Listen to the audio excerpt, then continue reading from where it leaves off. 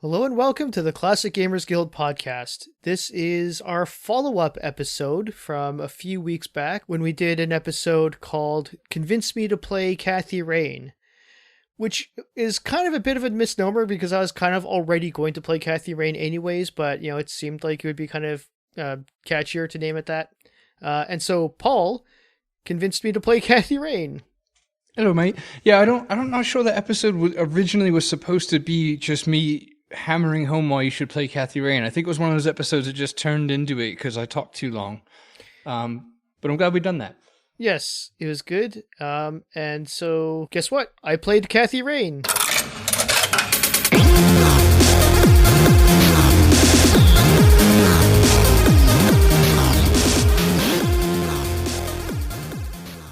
We're all very proud of you. Thank I you. would golf clap, but it would probably just peak the microphone and annoy the listeners. By the way, before we go further, I got to say, I do like you doing the intro. I feel like we're in safer hands when you start us off. I feel like even the audience has a sigh of relief. Like there's going to be some organization and rails for the train to stay on. I don't know. I guess I'm bad at metaphors today. Yeah, the ring. Thank you. That'll get me out of any corner I've wrote myself into. There you go. Anyway, Kathy Rain needs the ring. Yeah, and well, to be honest, we were talking at the time about how we can do like a little 2-part series of doing an episode on Convince Me to Play, and then the follow-up episode of, well, I just played, and, talk about them.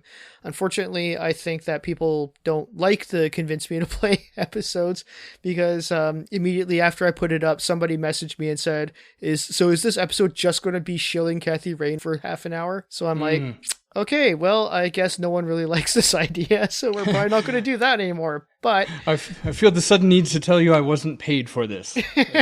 Really, really wasn't. Did it come across like that? I'm sorry. Yeah, because all that indie adventure game studio bribery money that's out there. But yeah, so I just finished Kathy Rain. For those of you who don't know it, point and click adventure, very old school style. VGA era. I guess the art style is more Sierra. Came out in 2016. When did you first play this game, Paul? Oh, I first played it when it first came out. I was like well into AGS games. I mean, I still am, but I was kind of obsessed with the checking the website at the time. AGS, for those listening, is adventuregamestudio.co.uk. Also not paid by them, and it's home of just probably like 80% of all the modern classic point and click adventure games. Everything from Wadget Eye, Francisco Gonzalez, etc. is coming from there. I was well into AGS at the time. I was checking it every day. So when I heard this game was coming out, I was really intrigued because the man behind Clifftop Games, Joel something, I don't want to butcher his last name. It's got shapes and dots above the letters, so it's intimidating. But I heard it was his first game ever. Like from what I understand, he skipped the first little game or little demo or didn't do what most people do on AGS, tinkering around. And it's hard to believe, if just looking at, for any of you out there who haven't played it, if you've just seen screenshots of it, it's immediately hard to believe it would be somebody's first game. So anyway, I was well into playing it when it first came out. And I also replayed it recently on the iPad. So recently, I may have just gotten it done in between the time of our last podcast on this and this one. Oh, wow. Prove a bloody point. Now, from what I understand, his studio, Clifftop Games, is just him, right? Pretty much, other than like a handful of people or, just like a small team of people who helped him here and there, but it's basically like the studio is just him, right? From what I understand, yeah. If I'm not mistaken, I think he brought on a few more people recently for Whispers of a Machine. But from what I understand, he wrote the game and contributed largely to its art. I'm not sure if it was entirely by him or not. But from what I understand, he really spearheaded this bloody thing. And yeah, there's something to be said for that. It's a pro job. It's an awesome game. Beyond the aesthetic, I mean, the storytelling, all that. This man did his homework on 90s point and click classics. Mm-hmm. And I guess, I guess you've already kind of given a lot of your opinion on the game when we did the Convince Me to Play episode, but that was like more than a couple days ago, so I totally don't remember it. So, and I'm not sure if there's anything that you're kind of withholding back then that you didn't want to tell me at the time because of spoilers. And by the way, spoilers. Yeah, good call. Yeah, no, you're right. I think that conversation was more of like a sales pitch as opposed to just a discussion about it. So, well, that being said, I think we've made it enough into the episode where you could start to spoil how you felt about the game. How I felt about the game. I'm going to save that until I hear how you felt first, just because I can't start talking about that and also stop talking about that for a while. So let's give you your chance to have some airtime on this one. All right, so I love the game. I loved it both times that I played it. In other words, it held up well a few years later going back to it. I don't think it's like the greatest game of all time. I just think it's just awesome. It's just a solid, good game. It's got that comfortable, warm predictability about it. It's a familiar, not predictability in the story. As a matter of fact, the story does have a cool little twist in the last act there, but no, it's sometimes not doing a gimmick or trying to change the approach to the genre. Sometimes just doing a perfect tribute to the genre is kind of what the Doctor ordered, and to me that's this game. It's in other words, it's like the epitome of nostalgia for me, because it just hits every nostalgia bell. Mm-hmm. It's based in the 90s, which I was kind of thinking, it's funny, I guess it's official that enough time has passed that we can now revisit the 90s, and that's kind of a weird thing. I guess there's like a 20-year rule or something. If you look at like Captain Marvel, for example. But that's kind of it's strange. It's strange in the sense that it's depressing and makes me feel old, is what I mean by strange. But it's it's officially okay to revisit the 90s, and so this game revisiting the 90s, it's like it was more 90s than 90s, because it's a 90s style game based in the 90s. It's breaking like a fifth wall. Well, you know what's funny is on a rather unrelated topic, but in regards to like the 90s and it actually being some time ago now. I think I heard, I haven't watched The Simpsons in a very long time, but I think I heard about an episode that's been out in the last little while. I don't know exactly when, because again, I don't really watch the show myself anymore. But they're actually starting to do flashbacks to when Homer and Marge were young, and it now takes place in the 90s. Oh, wow. Yeah, so they've actually completely retconned, because before in the 90s, whenever they would flash back to when they were young, they'd be in the 70s, because that would kind of make sense. Yeah, Homer had a 70s vibe for sure. Mm-hmm. So now, when they flash back to when Homer and Marge were young, they go back to the 90s. So that's kind of, that's where we are right now. Yeah, that's great. That's another good example. And I, like you and most of the population, haven't watched that show since 2001, but luckily some people do, and they tell us the good little bits here twice a year. Yeah. It sounds like I hate The Simpsons. I so don't. I don't even know them anymore, right? We went our separate ways. Mm-hmm. Now, as far as like how 90s it is, I didn't think it was like obnoxiously 90s. It seemed like it seemed pretty toned down. It seemed pretty, it actually seemed mostly timeless, in other than like big 90s hair. And that was about it. Like, they didn't like go over the top with like, oh, look at everybody's shoulder pads, or look at everyone wearing neon or something like that. Right. Like they just, I thought it was actually pretty, downplayed in a very good way, because you don't want to just be all the stuff about the 80s revival, they all gotta be pink everything and look how flashy and shiny everything remember is. Remember that was the thing. So it was cool just because there was little things like you have a very 90s style computer, you have like actual desk phones, yellow pages, remember those. That's what's going to be my pick. That really brought me. That was one of those when I hit that in the game for the first time. I had that. Oh shit! There were phone books. Like I had that moment of like, this is becoming a fossil. There was a bit of a 90s. Like it makes sense that Kathy Rain would have a Pulp Fiction poster, because that's totally what she would do. It was weird that there was a Titanic poster. Because I've actually got a note for you on that. You're going to say because it was too soon. A little too soon, because I think that it took the game. When did the game take place? It took like 95 or 95, wasn't it?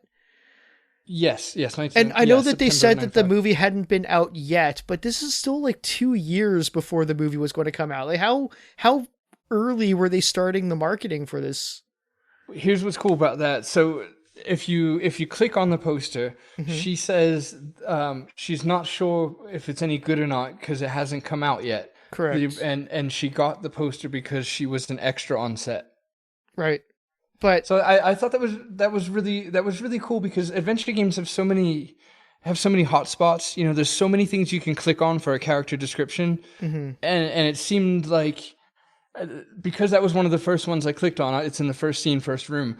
Um, it made me want to click on the rest throughout the game. I'm like, all right, there's actually like a lot of thought in this because yeah, the game starts out saying it's like September 25th, 95 or whatever, something like that. Mhm. And then yeah, so you click on the poster. I'm like, that came out in like 97 or 98.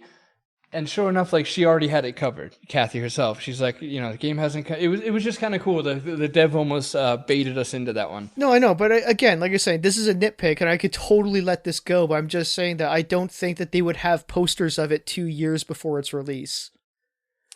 Right, right. Like, I I don't get think what they you're would even saying. be designed. I don't think they would even have That's be like in print in any way, shape, or form, even if it was just to like give it to people who worked on it.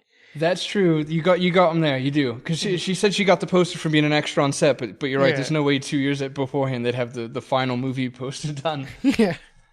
But yeah, and again, I did notice that they said like, oh, it wasn't out yet, but I was kind of like, that's 2 years though. That's a little bit early for a poster to be there. Um, but otherwise, it's okay. So my opinion on the game generally was that I love every individual thing about it.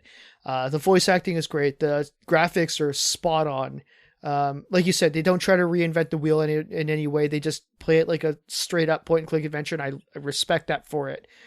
Story's pretty good, if a little bit. It starts a little too slow for me, but it does pick up at the end. Puzzles were good, all that sort of thing. Um, but it really was just kind of, for me, it was kind of, I was appreciating the sum of the parts more so than the whole. And I'm not saying this to discourage anyone from playing it. Go ahead and play it because it's a great game. I'm not even saying it's not a great game. It's a great game, and is done really well. And every part of it is awesome. The story's awesome. The again, voice acting's awesome. Puzzles are awesome. Graphics are awesome. Everything is like perfect. And just for some reason, they just never really. The whole experience was just not quite. There was no like oomph to it. It was just sort of like, here's all these amazing ingredients, each individually 5 stars, but there was no like there was no over and above just the sum of its parts for me. Yeah, no, I understand that because yeah, I kind of started the episode off by saying it's not the greatest game of all time, but it's great. And I think what I meant by that is what you're alluding to, where it's just really solid. It's Mm-hmm. definitely not. It's It's definitely. not extraordinary. I'm not You know, trying to criticize it at all. I'm not in any way saying it's not good in any way. I'm not trying to say it's like, I'm not trying to say, oh, it was boring, or I'm not trying to say, oh, it was uninteresting or anything like that. right. It was good. It's a sort of like, it didn't really, it didn't come together to be more than its individual pieces.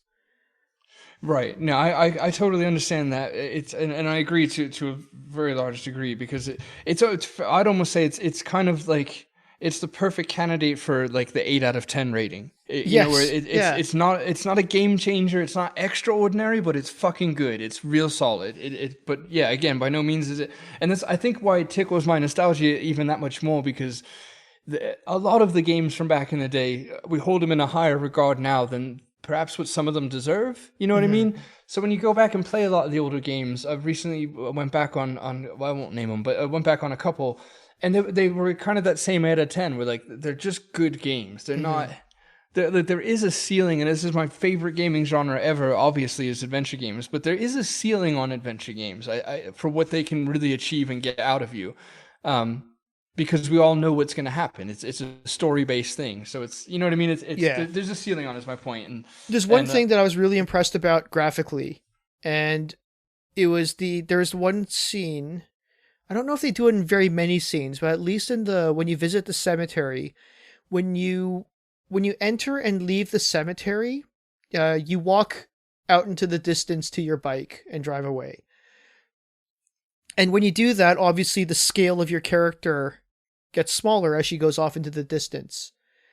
And one thing that I really noticed in this, and this is really cool, is that as she walked away, they didn't just shrink the sprite, they redrew it for every step that she got further away, because you could tell because the pixels were always the same size.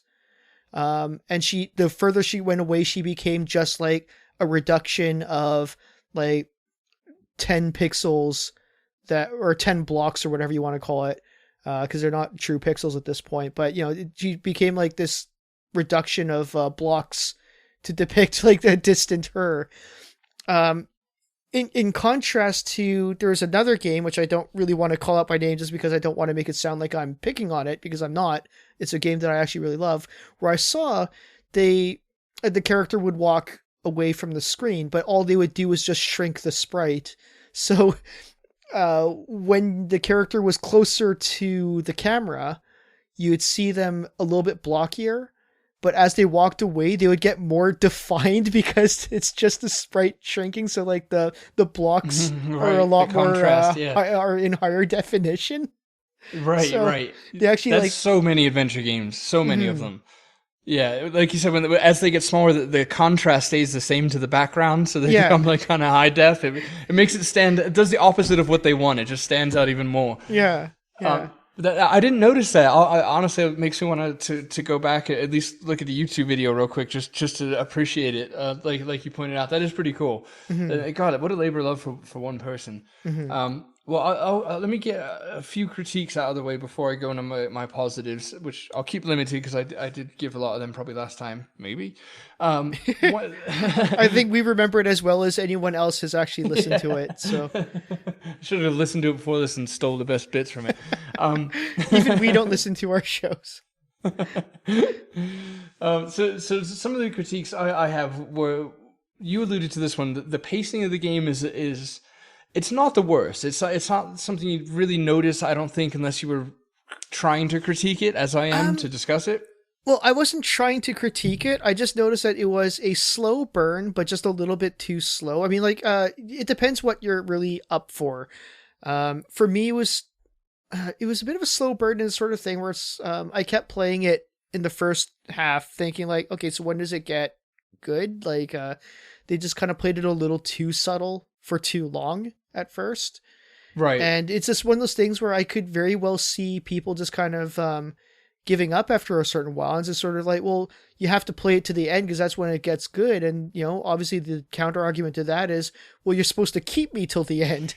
Yeah. Well, and I kind of, once we talked a few times about where you were at with the game or whatever. And the fact that it wasn't finished in 2 weeks, let's just say, I knew right then and there it was definitely not going to be a perfect score, because I think any game that's going to be on that more perfect side of things, there's no way that you'd be able to walk away from it, So like you said, it does lack that. Like if it was a book, I wouldn't have finished it because reading is a pain in the dick. But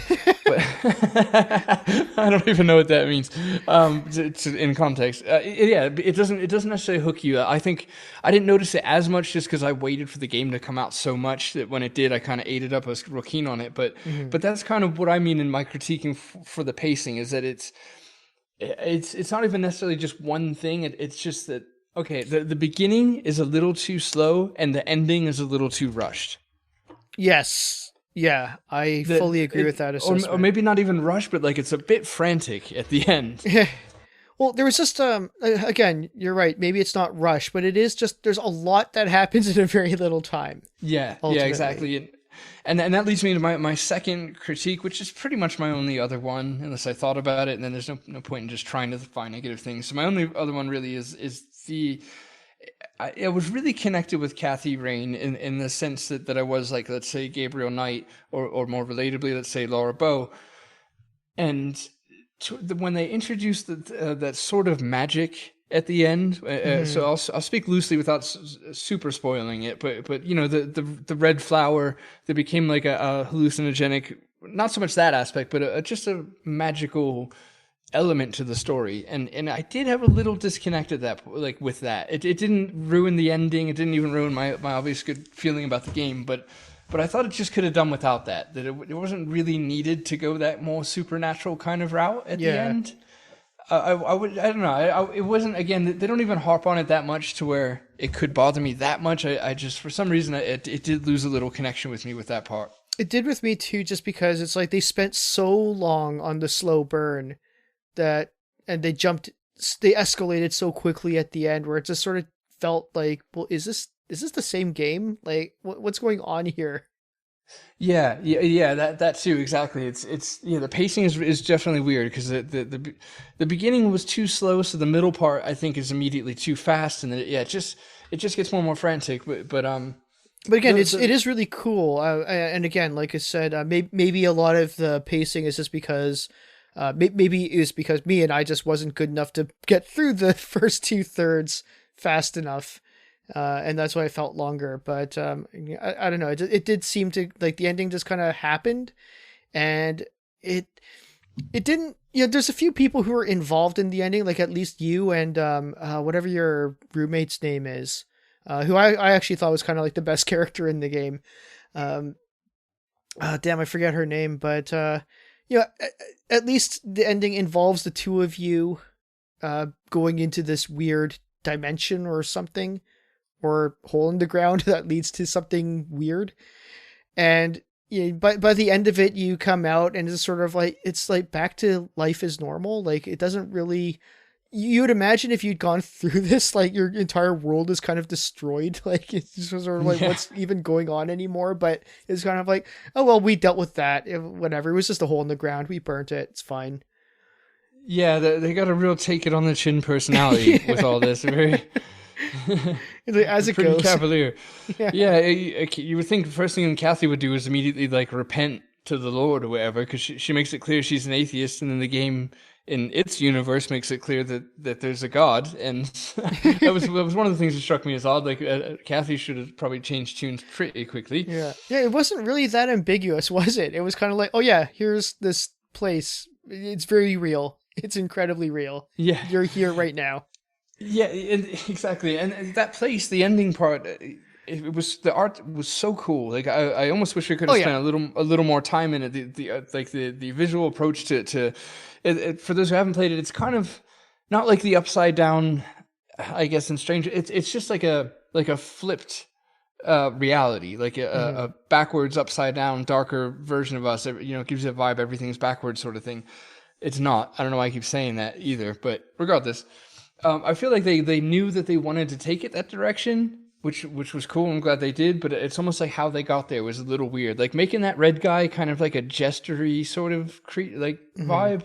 I don't know. He was a swing and a miss for me, the red guy. I think he's the magical part I was talking about that I didn't like, because he's just he's just a bit of a swing and miss.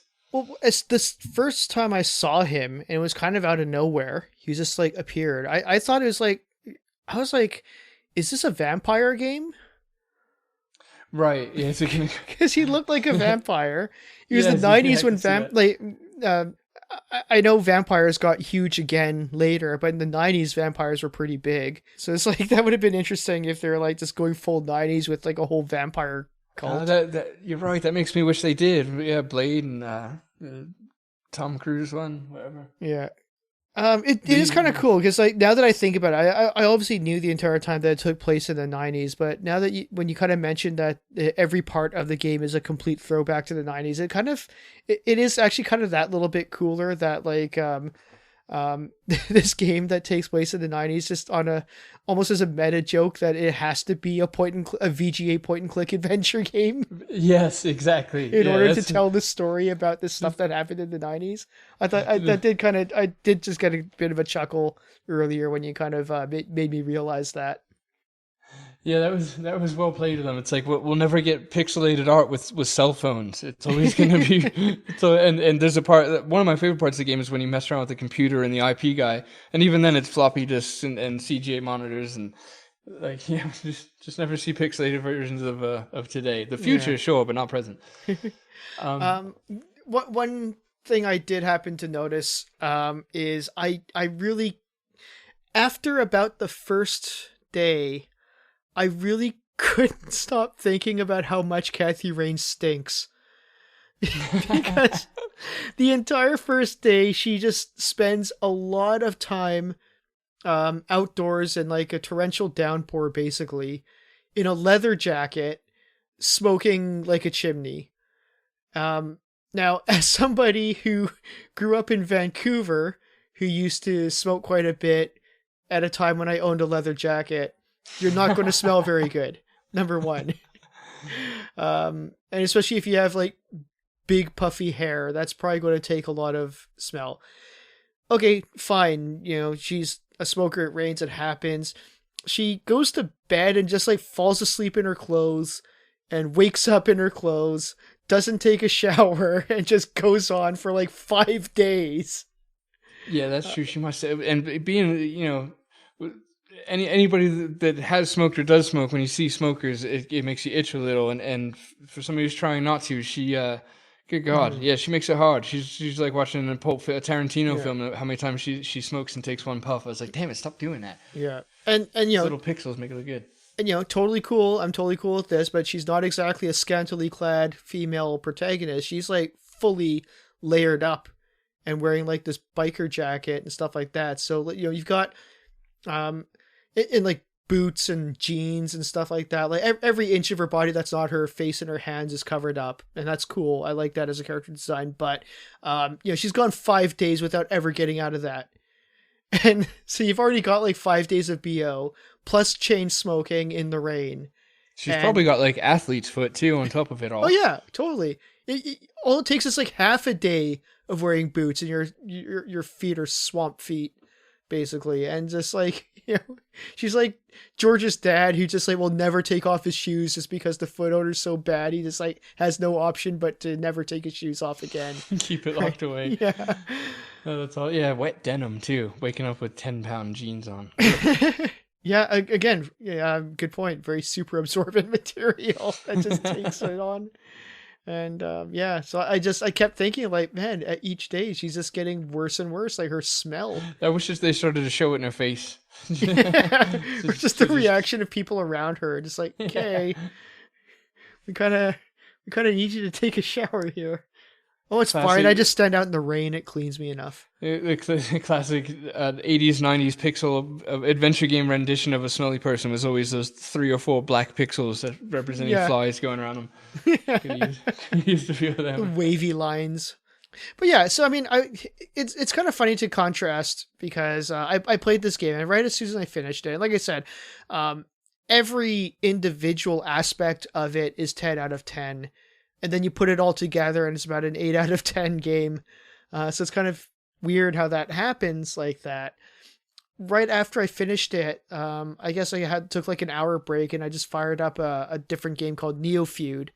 And it's, by contrast, Neofeud is such an unpolished game, whereas Kathy Rain is as polished to a sparkling shine. Neofeud is so unpolished. It's like the interface is a little bit clunky. The voice acting is nowhere near on the level of Kathy Rain.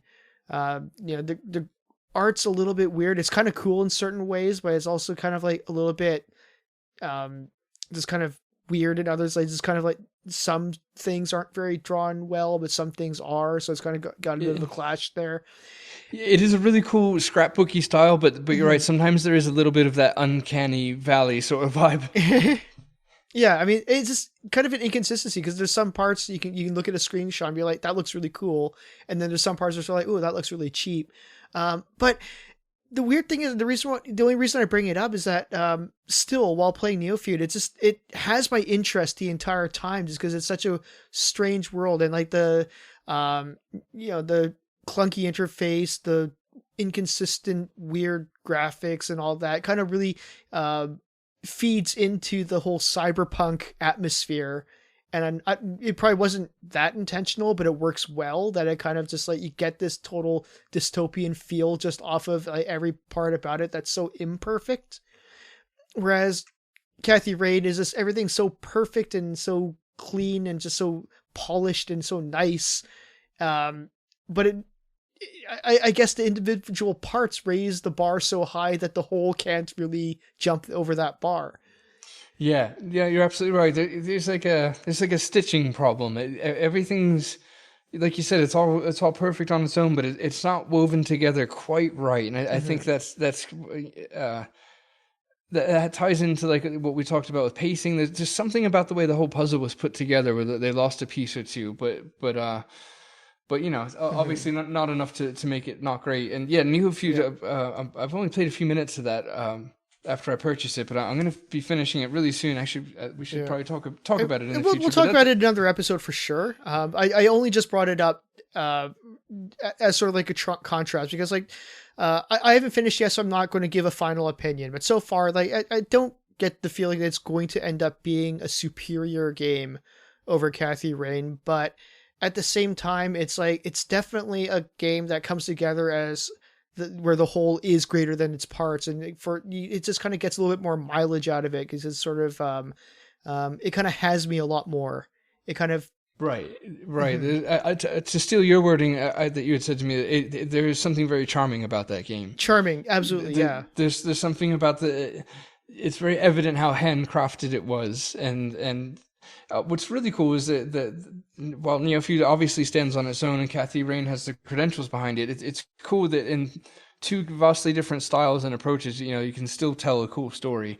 Absolutely. Which is for sure my favorite part about the adventure genre in general. As a matter of fact, I wanted to mention, as far as storytelling in adventure games, probably the biggest positive that I could kind of lay out for Cathy Rain after I gave my few critiques. I obviously love the game, and here's the main reason why. I think the core of a good adventure game is obviously it's the story that it wants to tell, and what defines a great adventure is how they accomplish that through the characters. Mm-hmm. They put it on the characters to live it out and act as like a vessel or whatever to convey the story to us, the player.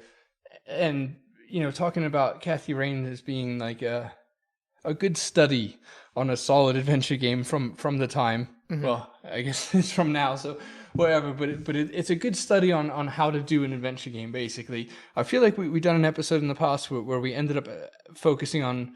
Oh, it was with Enclosure, where like this is how not to make an adventure game. And again, I personally I really love that game. It's still a good game, but we were able to pick it apart and realize that they made every mistake that the adventure games can make.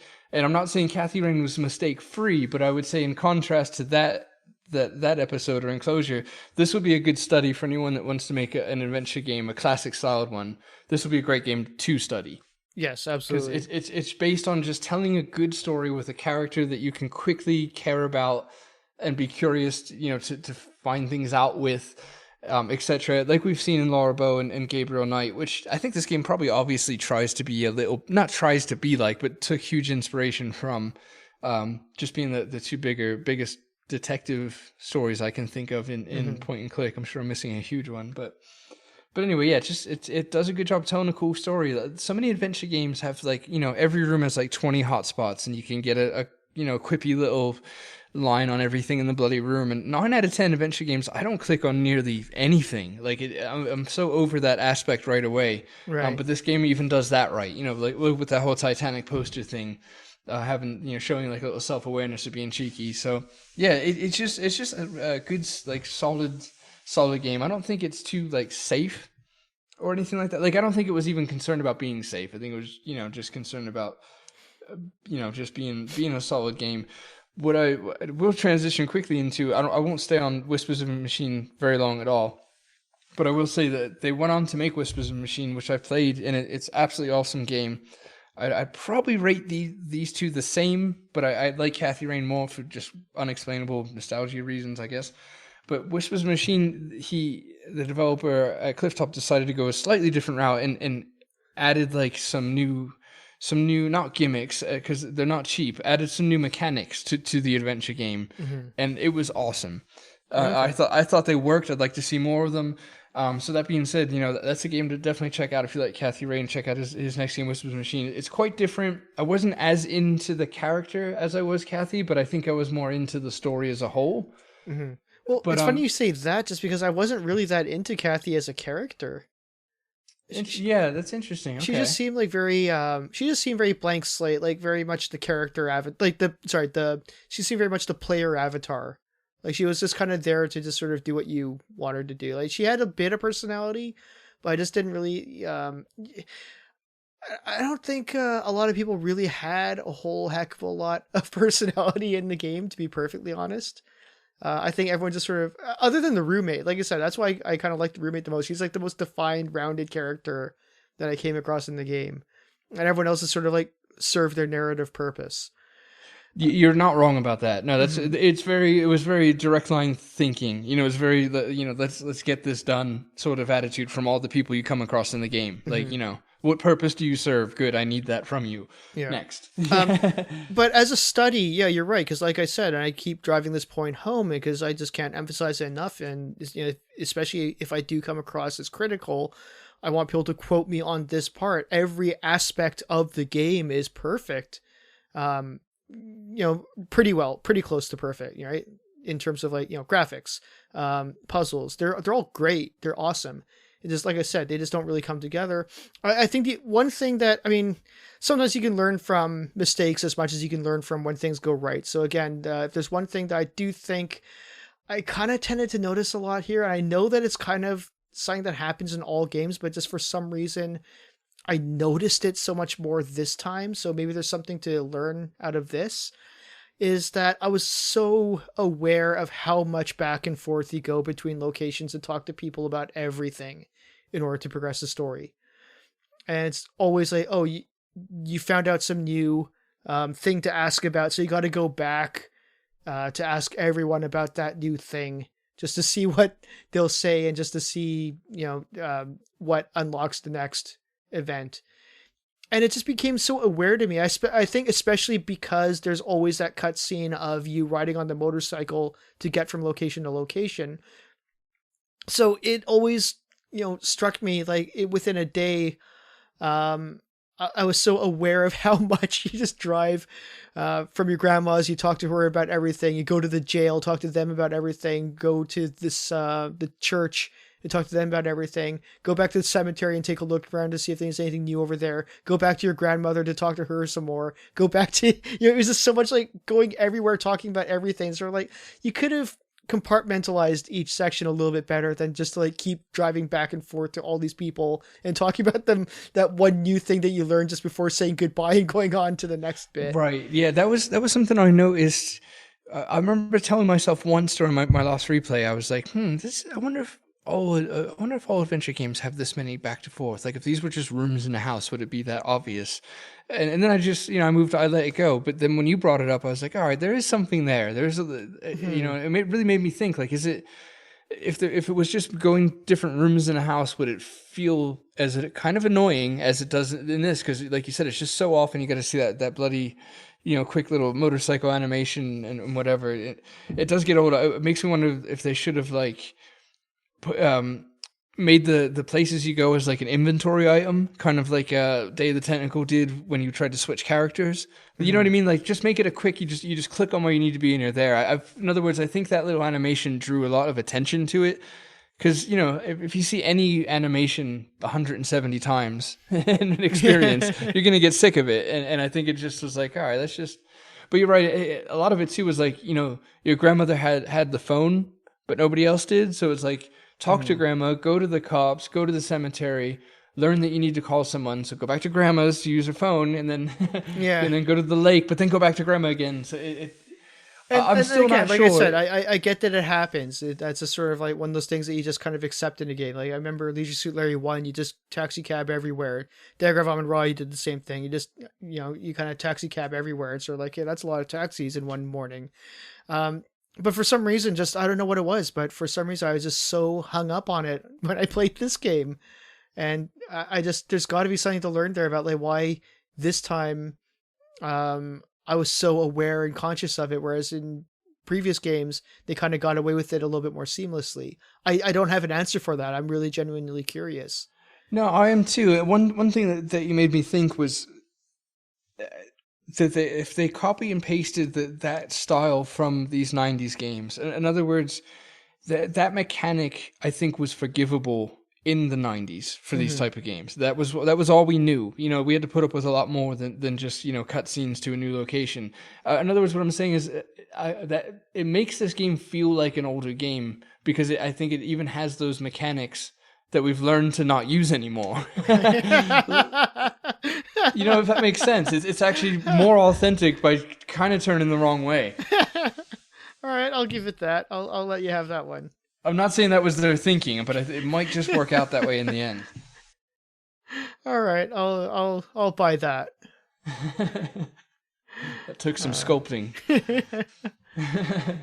But yeah, in closing, like I said, definitely worth the price because no matter what, it's even at max price, it's not selling for very much. So it's definitely worth every penny that you could possibly spend on it.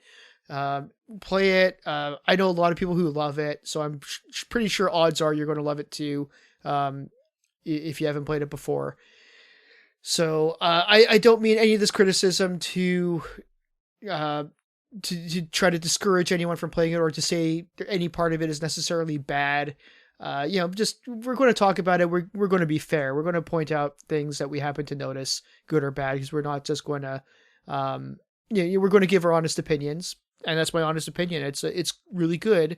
It's just kind of like I said, every individual part of it is 10 out of 10, and you put it together, and it's an 8 out of 10 game. Yeah, absolutely. And like you said, we got to talk about the critiques because if we don't, it'll just be us saying what's great about it, like that episode we done where I did that to you and nobody liked it. So you guys wouldn't like it anyway. We got to complain a little, you know, substance. It's a bloody conversation. Yeah. But I will say real quickly, I noticed this game and Whispers of Machine are bundled, I believe, for discount on Steam. If not on GOG, the sales on Steam that I know of. So I would highly recommend grabbing the bundle if you're going to grab this game, because it's if you like one, you will like the other, and they're quite different, even though they're aesthetically similar and such. So alternatively, you could just buy both of them for full price and support the developers who's starving, and I'm sure because developers starve, from what I'm told. I was told they had like a very balding lifestyle. That's a word that should not be said with a British accent. It just loses all its cool right then and there. Yes, sir, we're out here. We're balling, my good man.